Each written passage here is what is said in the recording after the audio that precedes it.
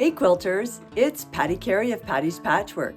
Thank you for joining me in the With Glowing Hearts Quilt-Along event, celebrating the 10th anniversary of Northcott's iconic O Canada collection, supporting Quilts of Valor Canada.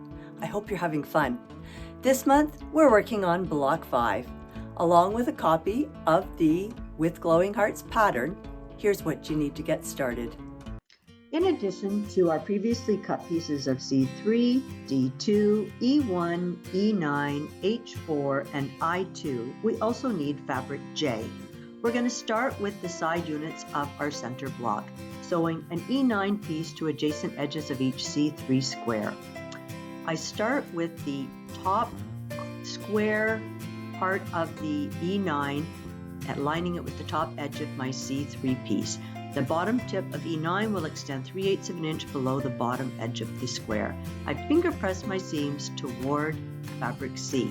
Then I can add the adjacent triangle of E9, again aligning them so I have the square tip of E9 aligned with that top edge of my C3 piece.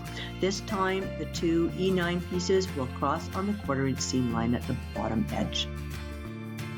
I make 4 of these units, finger pressing my seams towards C9.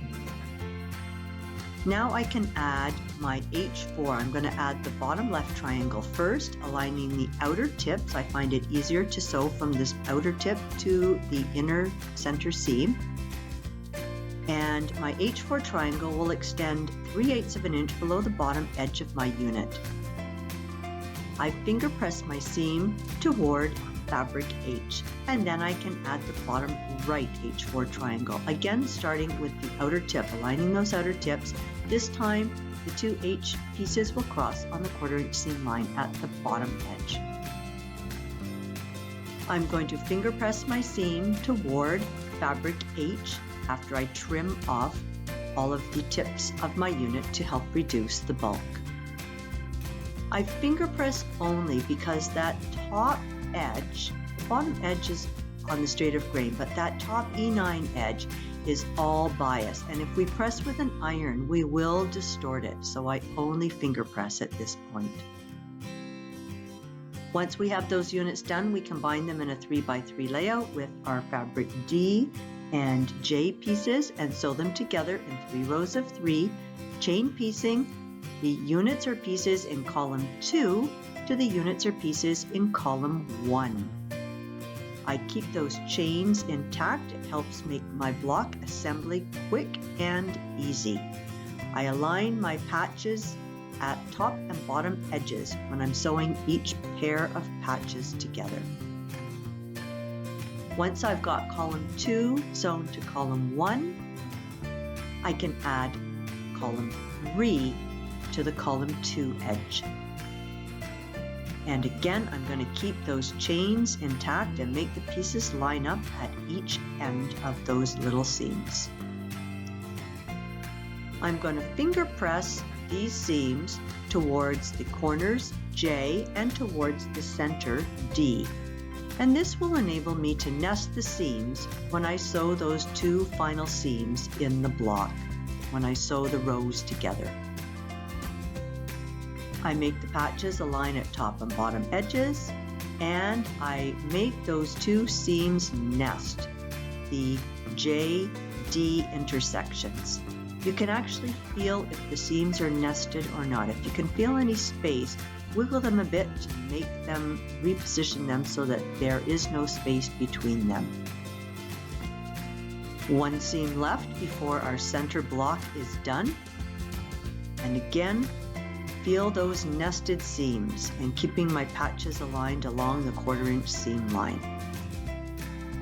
Once these seams are sewn, I finger press my seam toward the center units. I know you want to press with an iron, but please resist at this point because it will distort that E9 edge. Now it's time to build our corner units, sewing an E1 triangle to adjacent edges of our I2 squares. Again, I start with the top or square corner of E1, adding it to our I2 squares.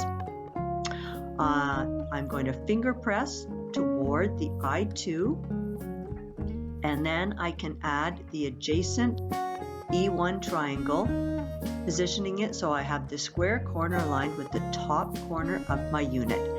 Now the two E1 pieces will cross on the 1/4 inch seam line at the bottom edge. I make 4 of these units, finger pressing the seam toward fabric I. Once they are done, I turn my block on point and position those 4 corner units in the 4 corners.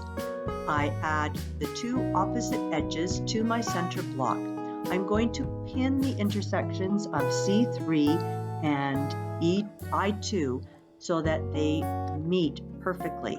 I stab a pin through those outer tips, and then I hold the pin vertically and pinch the seam, then slide the pin out and slide it back in and out on an angle, and it holds that seam nice and tight. My corner units will cross 3/8 of an inch from the top and bottom edges of my center block. So sewing them with a 1/4 inch seam line and keeping them aligned on that 1/4 inch line and pulling the pin out just as I get to it. Because you have biased edges on that corner unit, you can manipulate it so that it does in fact extend 3/8 of an inch below the top and bottom end of my block. And look at that beautiful intersection. I finger press my seams toward those corner units. Only finger pressing at this point. Once those 2 are added, I can add the remaining 2 opposite edges, pinning the center intersections.